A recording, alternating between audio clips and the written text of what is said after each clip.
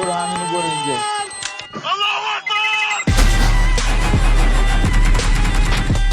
What the fuck what What the همونو پشمام ریخت. یارو سلام بچه ها، به یه ویدیو کالبد کافی دیگه از کانال یوتیوب مارم خوش اومدید. همونطور که تو فصلهای پیشم دیدین داخل ویدیوهای کالبد کافی سعیمون رو میکنیم تو همون روزای اول تمام جزئیات فصل پیش رو براتون توضیح بدیم. پس تا آخر ویدیو با همون همراه بشید. ناگفته نمونه برای درست کردن این ویدیو وقت زیادی صرف شده، پس با لایک، سابسکرایب و نظراتتون حتما از ما حمایت کنید. این فصل هم مثل فصلهای قبلی 2 تا جشنواره اصلی و چند تا جشنواره فرعی داره. تنها تفاوتش اینه که لوت وسط رو که باز میکنید 2 تا اسلحه دراپ میده و اسلحه پای ثابتش بی‌نوت نیست. روحی که همراه شما 3 تا قابلیت داره. اولیش اینه که وقتی تیر میخورید تبدیل به کلاه میشه و از سرتون محافظت میکنه. دومیش قابلیت دویدنه و سومیش که با توجه به نقشه فرق میکنه توی روندو ارنگل حالت بالون رو میتونید فعال کنید، توی لیویک هم میتونید حالت سپر و شیلد رو فعال بکنید. ناگفته نمونه مدت زمان قابلیت سپر 20 ثانیه است، ولی مدت زمان قابلیت بالون 8 ثانیه است و حدوداً 100 متر میتونه جابجاتون بکنه. وسیله بعدی که به بازی اضافه شده جاروی جادوییه که 2 تا قابلیت بوست سویپو داره.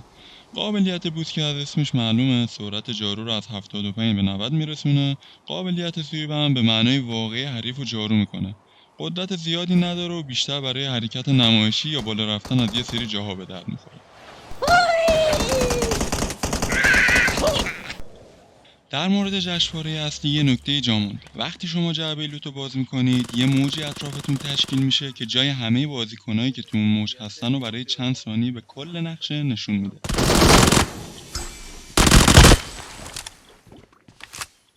و اما قرار بریم سراغ مرتار، یکی از جالب ترین وسیله‌ای که به بازی اضافه شده. شلیک مرتار تو 2 تا حالت با نقشه و بدون نقشه است. بدون نقشه بردش تا 300 متره ولی با نقشه بردش به 400 متر هم میرسه. هر چقدر هم که جای دورتری رو بخواید بزنید ضریب خطاش بیشتر میشه، ولی اگر تیرتون به هدف بخوره همه رو پوت میکنه.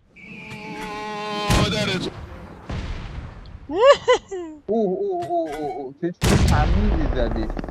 به زودی یه ویدیوی کوتاه هم در مورد قدرت مرتار و شلیک به ماشین‌های مختلف میذاریم که قرار خیلی جالب بشه. داخل بعضی قسمت‌های نقشه که با رنگ سبز نشون داده یه سری روح هست که وقتی بهشون تیر میزنید بهتون یه لوت جزئی میده. یا اول فرد ماشین من دست کشون داریم. این الان دقیقا چیکار جای انیمی ها رو نشون میده، جای ما رو هم نشون میده. بریم سراغ مهیج‌ترین قسمت ماجرا، یعنی ناک شدن من. بریم سراغ مهیج‌ترین قسمت ماجرا، یعنی کنسرت راک. توی یه سری قسمت‌های نقشه یه گروه از روح‌های خیابونی براتون کنسرت 2 دقیقه‌ای میذارن که خیلی خفنه. توی این کنسرت هر چند ثانیه یه موجی تو محوطه درست میشه که جای بازیکن‌ها رو نشون میده و وقتی 2 دقیقه تموم شد بهتون کلاه و جلیقه و یه اسلحه دراپ میده. بیا وسط. یه کنسرت نمی‌کنم. چه باحال اومده.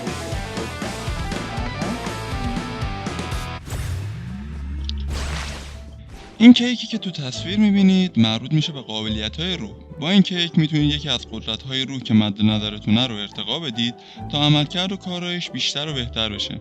مثلا وقتی از سپر استفاده میکنید به جای 1000 تا دمیج 2000 تا دمیج داره. حتما براتون سوال 2 تا جعبه که وقتی کوله پشتی رو باز میکنید به چه درد میخوره. داخل کوله پشتیتون 2 تا جعبه است که با پر کردن جونتون یا ریوایو کردن یارتون ظرفیتش پر میشه و بعدش میتونید از فروشگاه اونو تبدیل به جعبه لوت کنید که بهتون اسلحه با تجهیزات کامل میده. به این چیزایی که گفتم ریکال کردن یاراتون هم اضافه بکنید.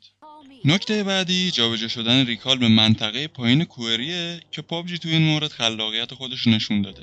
این مأموریتایی که داخل صفحه می‌بینید برای کسایی که دوست دارن فصل با شکل و شمایل باحال‌تر ادامه بدن، مثل ثبت شدن دودزا یا دودی که از جارو در میاد. اگر فکر می‌کنید این توضیحات و قابلیت‌ها گیج کننده است، باید بگم درست فکر می‌کنید و حتی فراتر از اون. توی 2 هفته پیش رو پابجی قراره توی 2 مرحله قابلیت‌های جدید برای روح‌ها اعمال کنه.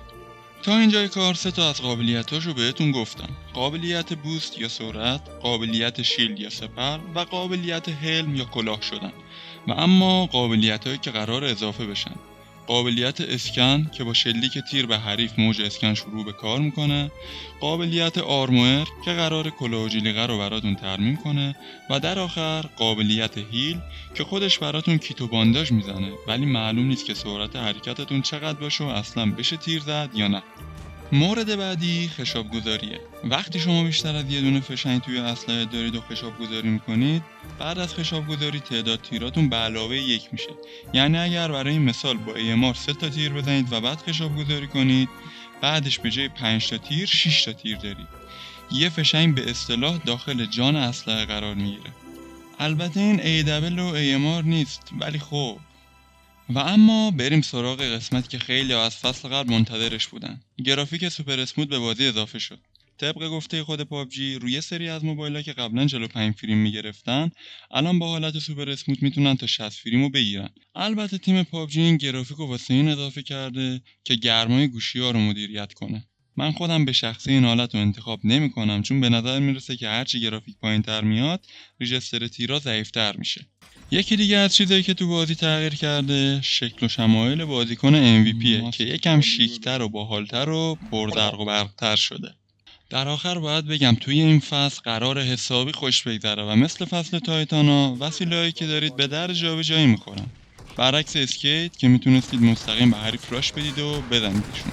امیدوارم از دیدن این ویدیو کالبد چکافی از کانال یوتیوب امارم لذت برده باشید. تمام تلاشمون رو کردیم که ویدیو تو کوتاه‌ترین و جذاب‌ترین حالت خودش باشه و بالای 7-8 ساعت برای این ویدیو زحمت کشیدیم. حتما با لایک، سابسکرایب و نظراتتون ازمون حمایت کنید که خستگی از سانمون در بره. به زودی با گیم پلی جذاب تو فصل جدید پابجی موبایل میبینمتون.